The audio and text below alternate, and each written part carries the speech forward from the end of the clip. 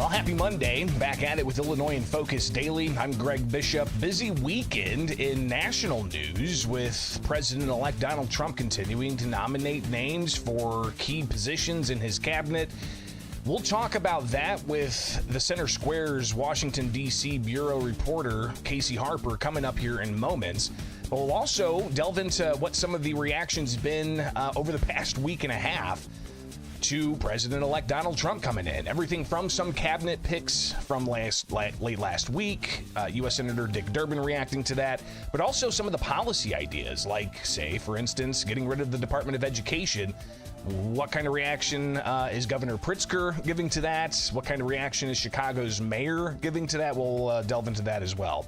So stay tuned. That's just some of what's coming up here with Illinois in Focus Daily. I'm Greg Bishop. Be sure to like, subscribe, hit that notification bell, and join us each and every weekday morning as we go live to tape and get the podcast where you get podcasts. Search Illinois in Focus. And don't forget to get the headlines and the newsletter each and every weekday morning at thecentersquare.com. All right, so stay tuned. Coming back, we'll be joined by Casey Harper from the Center Square's Washington reporting. So stay tuned. It's here with Illinois in Focus Daily.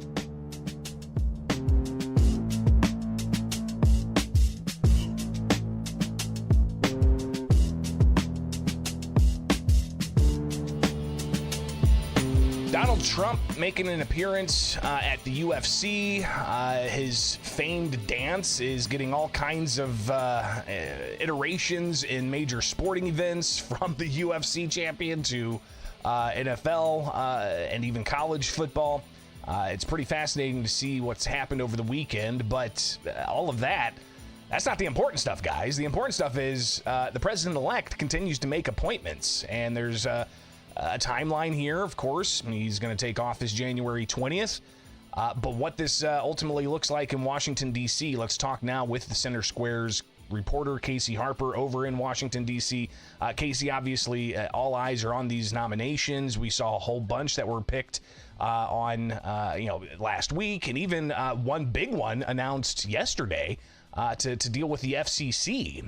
So give us a rundown here. What are we looking at, and what kind of timeline are we going to have to actually get some hearings on all of this? Yeah, I mean, depending on where you're on the aisle, stand on the aisle, this is the Avengers assembling, right, to save the world, or this is Thanos and his minions getting ready to destroy the world, right, depending on the side of the aisle. But regardless, you cannot deny that there are some pretty interesting, pretty unorthodox picks. You mentioned the most recent, which is Brendan Carr to lead the FCC. But I think that was a little bit overshadowed by another pick this weekend, which was Doug Burgum, North Dakota governor, who's going to be leading the Department of Interior, but also a new commission, you could call it, because Trump kind of announces these agencies, but the president doesn't have authority to create an agency. So it's unclear exactly how this is going to work. Like the Department of Government Efficiency, he announced it, but Congress has to create that. So, but regardless, he has a lot of leeway within the administrative branch to do what he wants and needs to do. But Burgum is a really interesting pick for the economy, for Americans. It seems that Burgum's main goal is to get prices down for Americans. I like this pick. I think it's really interesting because it hits on something Trump really ran on the campaign trail, and that polling that we at the Center Square did and elsewhere did showed that Americans really cared about. They cared about high prices. Of course, since President Joe Biden took office, prices rose more than 20%. And in some goods and some food items, it rose much more than 20%. 20% is the average. And so 20% increase in 4 years was just too much for Americans to handle. I don't know, Greg, how much you go shopping. My wife does a lot of our shopping, but I do go as well. And some things are just so much more expensive. It's hard to fathom. Our grocery budget, it seems, has doubled since we got married. And I think a lot of Americans felt that as well. And so Burgum is going to try to get those prices down, specifically by addressing energy. He's going to drill more, open up more leasing, and that's going to lower the price of gas, but it also lowers the price of goods around the country because all goods have to be transported pretty much on 18-wheelers and other vehicles, for instance. So if you lower the cost of transporting goods, you can lower the cost of all goods. At least that's the pitch that Trump is making. But he's made a lot of other picks, some controversial ones. Pete Hegseth for Secretary of Defense, Marco Rubio for Secretary of State. I think he will get confirmed without problem. But Hegseth and Matt Gaetz to lead the Department of Justice, they're going to fight an uphill battle to get confirmation, and it's unclear if they'll get across the finish line. Talking with Casey Harper, a reporter out of Washington, D.C. for the Center Square, keeping an eye on what's going on with the Trump administration incoming. Of course, nominations being made. I do want to touch on what the timeline looks like for this and what exactly is a recess appointment. Is that the track we're going to go, or is it going to be kind of more the traditional approach?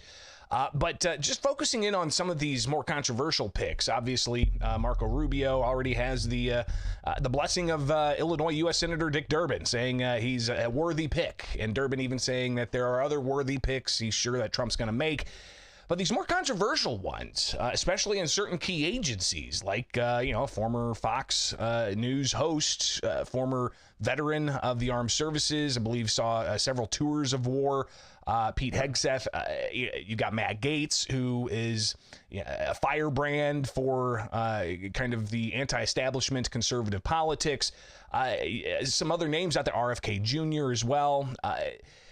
What is the former president signaling by getting these picks, these kind of anti-establishment, non-establishment types of nominations versus, say, hey, there's a Marco Rubio, or maybe he'll pick somebody else that's kind of out of that establishment wing?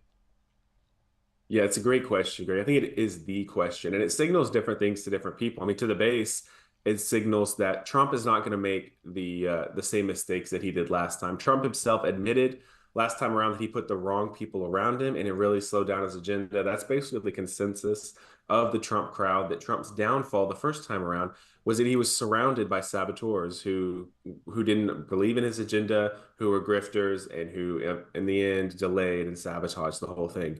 And so this time around, he's avoiding that. That's what it signals to his base. He's picking people who are extremely loyal to him, or people who are really going to shake things up, like Musk or RFK, who've clearly been burned by the Democratic establishment. Musk and RFK have been. Even Tulsi Gabbard has been burned, and even Democrats were calling Tulsi Gabbard a Russian asset. So though she used to be a Democrat, I don't think many people expect her to be secretly working for the Democratic Party. Well, but what's fascinating is she wasn't just a former Democrat. I mean, she was like co-chair of the DNC at one point. So clearly she's a rising star in the party. Yeah, somebody who clearly got disenfranchised with how she claims to have seen the inner workings behind the scenes of the DNC, especially with Bernie Sanders and Hillary Clinton and whatnot. So clearly a message is being sent.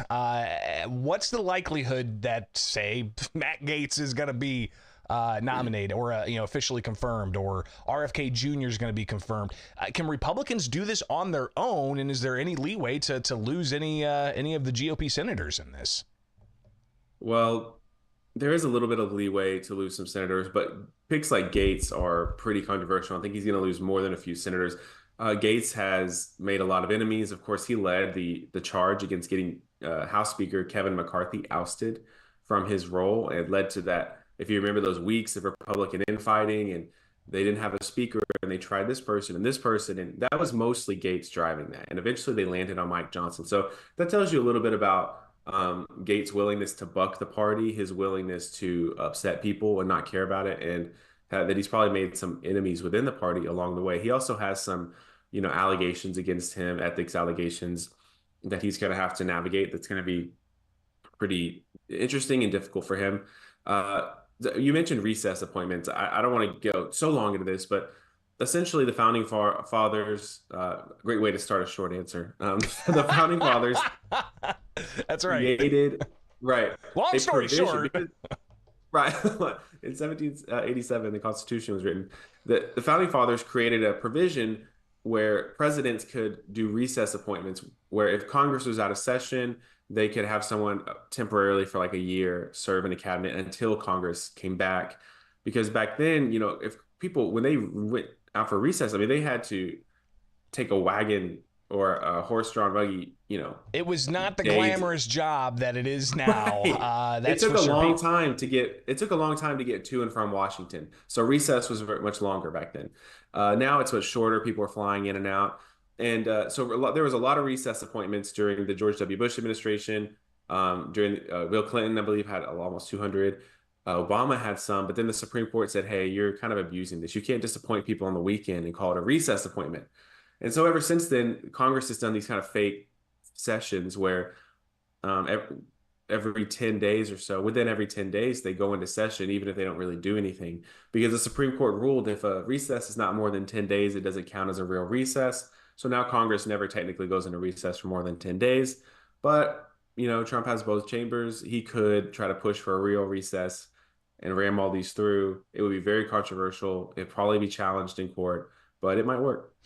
Casey Harper, one last thing here. Obviously, the appointments are a big deal. We're going to hear a bunch more about this as he's got, oh my gosh, hundreds of people he's got to appoint. But what about the policies? You touched briefly on the energy stuff. You talked about the importance of bringing that down to help with the ongoing inflationary pressures. What are some of the other key things that you think are things that Trump can do pretty quick through executive action rather than having to wait on the legislative action to kick in? Mm-hmm. Well, the first thing that comes to mind is the southern border. He appointed Tom Homan, the border czar. He's very aggressive on the border. He has a plan laid out. He's wanting to start deportations. There's no need for Congress to act on that. All the pieces are in place to start deportations, to close down the border immediately, to give Border Patrol the power they need. That was one of the biggest lies of the last few years from Democrats, that they needed some kind of congressional action to do something. It really wasn't true. The president had all the power all along to shut down the border. Of course, Congress has to give more funding, but funding's not really the issue. The policies in place are allowing migrants to come in. I mean, they're being caught and then released back into the country, right? So things like Remain in Mexico, other policies could be put in place immediately. I've covered at thecentersquare.com how ICE, Immigration and Customs Enforcement, has been basically not deporting anyone except very severe criminals since Biden took office. And so you could give ICE the mandate to start deporting all criminals or different things. There's a lot of executive actions on the border that he could do. He's going to start on the energy thing, opening that up. And then, you've heard many of his cabinet appointees talk about going off after woke policies in the administrative state. So I think that's a third thing that could start immediately, because Trump has pretty secure authority over these agencies to change them. And if Musk and Ramaswamy and these other picks, Hegseth has talked about rooting out wokeness in the military. If they're all really serious about that and they want to do it, they definitely can. That's stuff that can happen pretty quick. Obviously, some of the other tax provisions, the extension of the tax cuts from the first Trump administration, the no tax on tips, no tax on Social Security, no tax on overtime. Those things will have to come through the legislative process, but it's going to be fascinating, and we'll definitely touch base with you again in the near future. Casey Harper, reporter at the Center Square, watching what's going on at our beloved institutions over in Washington, D.C., which we're coming up on the 250th anniversary. We can go into all that history some other time, Casey. Greatly appreciate it, as Thanks, always. We'll talk again soon. It is Illinois in Focus Daily here each and every weekday morning. Be sure to like, subscribe, hit that notification bell, and join us as we break down all that you need to know to get your day started here with Illinois in Focus Daily.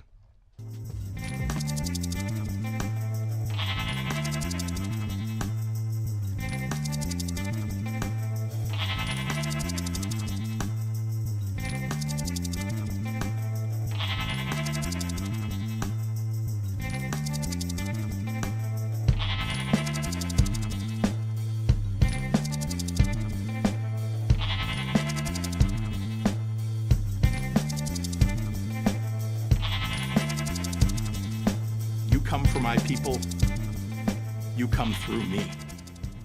It's time to put away the bluster, stop the macho man routine, and figure out how we can actually work together. You know that Trump had pulled 45% of the voter in the state of Illinois, 37 in the city of Chicago. That's the statistic. That means that Illinois is turning purple. We're going to turn red. It That's looks like just a really some of last week's reaction of President-elect Donald Trump coming into office. We've got plenty more reaction. Of course, here with Illinois in Focus Daily, taking a look at some of the things that our elected officials and taxpayers across the state are saying and seeing happen each and every weekday morning here with Illinois in Focus Daily. You can get the latest there. Obviously, there's a lot to be said with a Congress that's going Republican and a presidency that's going Republican. What about Illinois being deep blue? Are we really deep blue? As you heard the public speaker there from the Chicago City Council last week talking about how Illinois is more purple and is expected, at least to that individual, to go red. I don't know if that's going to happen. We'll obviously be watching that in the political realm, but obviously all of this is funded by your tax dollars. And if you get to thecentersquare.com, get the newsletter there, you'll wake up with all of these headlines. But let's hear some of the reaction. Friday, you had Senator Dick Durbin join Governor J.B. Pritzker for an event where they were getting more federal Department of Energy and EPA grants for a variety of things. But obviously Q&A comes up. Durbin is asked to respond to some of Trump's picks for cabinet positions. If you missed the previous segments we had with Casey Harper from the Center Square, breaking down some of the most recent picks, including the FCC chairman, who's going to be leading the Department of the Interior, who's going to be leading DNI, who's going to be leading the Pentagon, and so on. But Durbin was asked particularly about RFK Jr. leading up Health and Human Services. Here's some of what he had to say. Health and Human Services is a life and death agency. In that agency are Food and Drug Administration to make sure that what we buy and eat is safe, new drugs to make sure that they are safely dispensed to the American public, the National Institutes of Health, the leading health research agency in the world. When we look at this and all the other CDC, we understand that this is one of the most important and sensitive appointments that a president can make. Robert F. Kennedy Jr. may be qualified in some areas. He is totally unqualified for this job. He is engaged in quack science and crazy theories right and left and drawn a lot of attention because of it. I fear this man is going to bring those same ideas to the administration of this life and death agency, and that would be a disaster. So again, Durbin saying it would be a disaster if RFK Jr. gets in there because, he says RFK Jr. peddles what Durbin characterizes as conspiracy theories. You can slow things down. You can make sure things don't happen. You can start questioning things that the American people take for granted. For 70 years, we put fluoride in our drinking water, believing that reducing cavities in our teeth was a good outcome and it was safe to do so. Now he's raising questions, maybe that's dangerous. Well, you start peddling these theories around the United States, and guess what's going to happen in social media? They're going to be picked up and become gospel truth to a lot of people. You need responsible leadership when it comes to matters of life and death and health and science. And I'm afraid he's not the person I expect to be peddling that kind of message. So it'd be interesting, is the fluoride debate really going to be as prominent as, say, Durbin puts it out there to be? I mean, it comes down to it. It's the local water supply that makes the decision whether or not to put fluoride in there. I'll let you guys do your own deep rabbit hole dive into the fluoride debates. But, if moods and ideas and outcomes and data changes after 70 years, maybe it's time to, take a look at that. I don't know. Obviously, that's something that we may see come out of a Trump administration under a RFK Jr. Leading the Health and Human Services and other health-related agencies. What about Matt Gaetz? Durbin also had something to say about Matt Gaetz being appointed to be Attorney General for the United States. Well, just the opposite is true. Here's another man, totally unqualified. Yesterday, I called for the release of the House Ethics Committee report on Congressman Matt Gaetz, which he believed he could resign from Congress and keep from public review. This is a critical part of the question as to whether or not he is worthy to be the leading law enforcement official in the United States of America. I don't think he is, and many Republicans are agreeing with me. So you're asking if those sorts of things discourage me.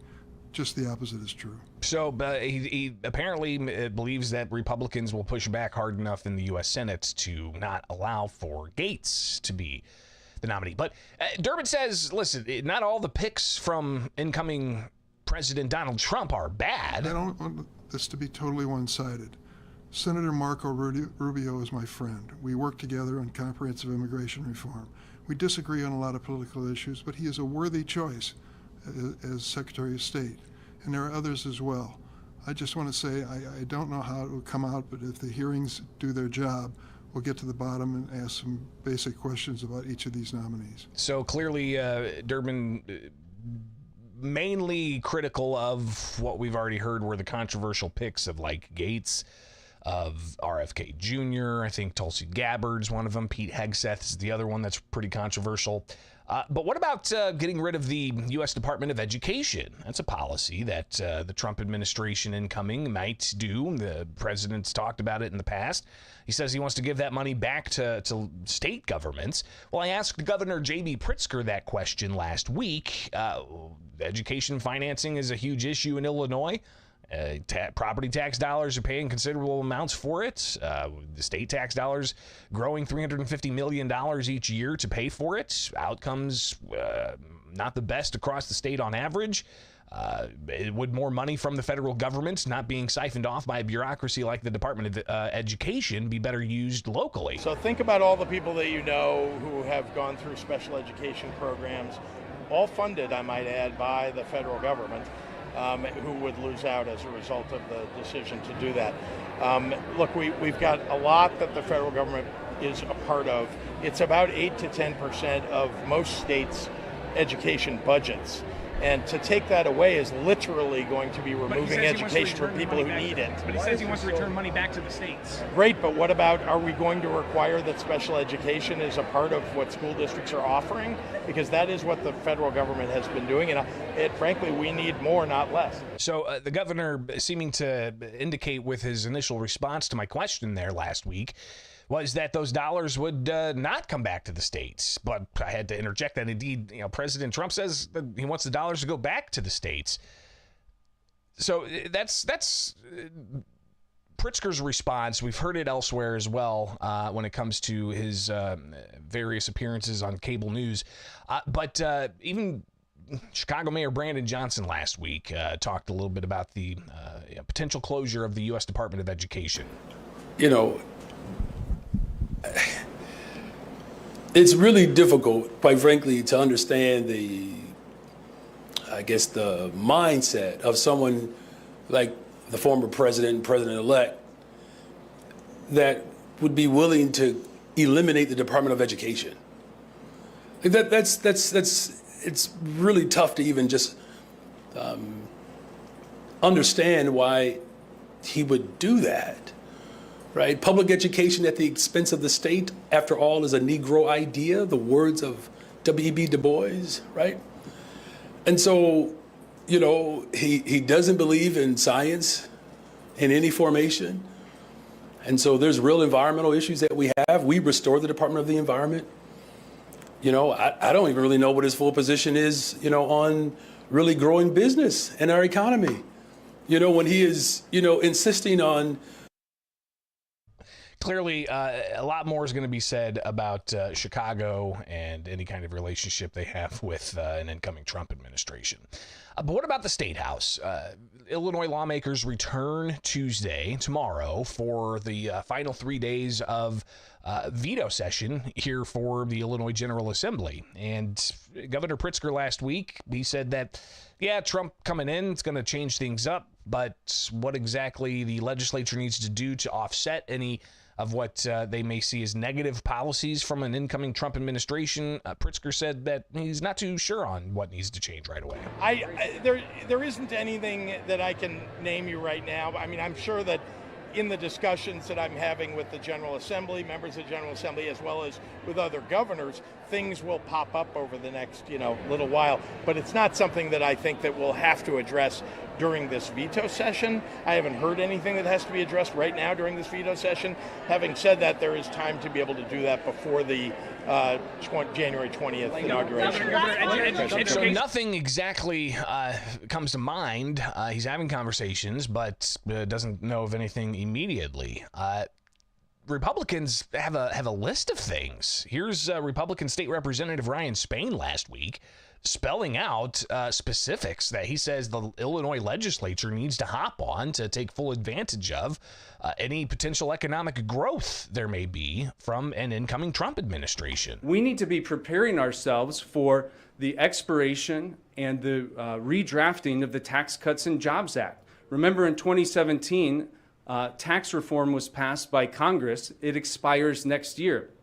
In Illinois, we have spent that time decoupling ourselves from the federal tax code in order to create additional revenue gimmicks, as Leader McCombie talked about, to pad the state budget.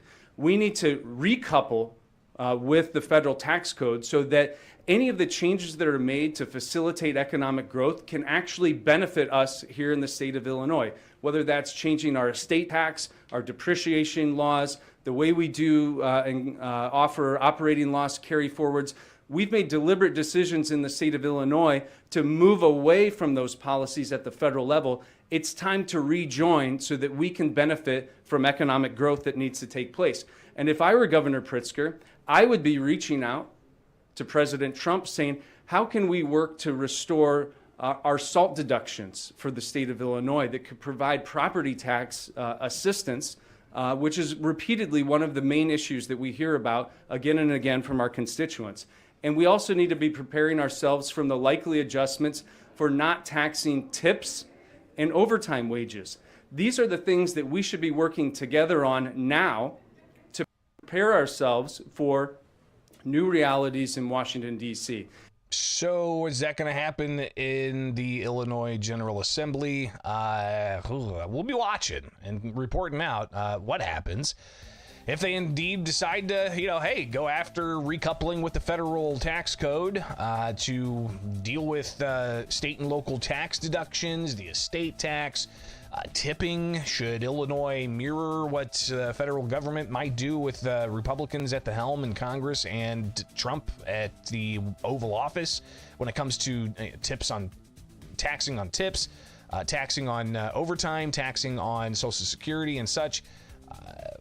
We'll be watching all of this. Hopefully you see the importance of staying updated here each and every weekday morning with Illinois in Focus Daily. Be sure to like, subscribe, hit that notification bell, and get the newsletter at thecentersquare.com. Get the podcast wherever you get podcasts. Just search Illinois in Focus.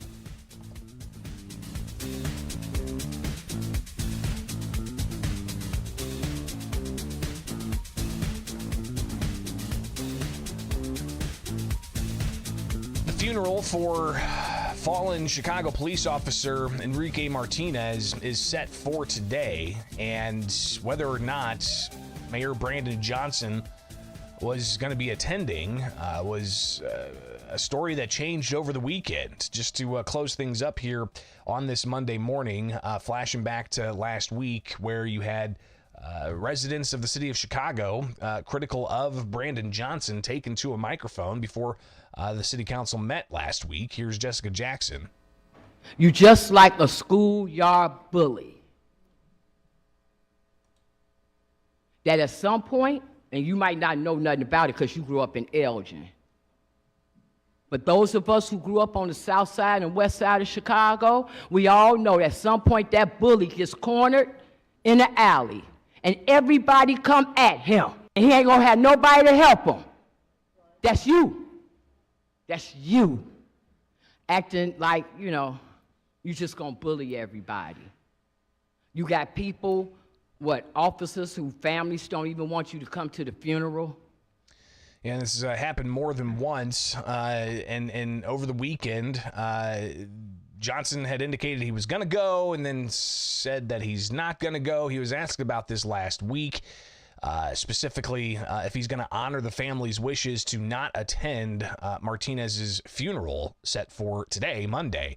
Here's how Brandon Johnson reacted. Hey, Mayor. Now for something completely different. Will you attend, or will you honor the family's wishes regarding Officer Enrique Martinez's funeral on Monday? They've apparently asked that you not attend. Well, look, again, I want to express my deep and profound condolences to the Martinez family. Officer Enrique Martinez served this city with tremendous honor and value, and we will continue to honor his life and his legacy. We're also going to make sure that we ensure that we do everything in our power to keep families safe, and Officer Martinez paid the ultimate sacrifice. That's what's most important here, is that we honor Officer Martinez and the family. Well, will you honor that request by the family not to attend the funeral? Yeah, well, again, here's how you actually show honor, is that we actually pay respect and give the family our deepest condolences, and I will continue to do that. So Johnson last week saying that he would continue to send condolences, but wasn't clear if he was going to attend or not. Then after that, apparently he said he was going to attend. But then the following day, over the weekend, he's saying that he's not going to be attending to honor the family's wishes. This has happened before with other police officers shot and killed in the line of duty, and how the family doesn't want city leadership there from the mayor's office. Pretty fascinating. All right. Tomorrow, fall veto session kicks back in. Final 3 days. We'll talk about that. We'll take a look at some other things coming up this week as we get ready for the holiday weekend. A little bit later on next week into Christmas, into New Year's, and then it's just going to pick up from there. So be sure to like, subscribe, hit that notification bell. Wake up with us each and every weekday morning here with Illinois in Focus Daily. Love seeing those numbers up on the live chat, so be sure to get us each and every weekday morning. But also get that podcast where you get podcasts. Just search Illinois in Focus and get the headlines at thecentersquare.com.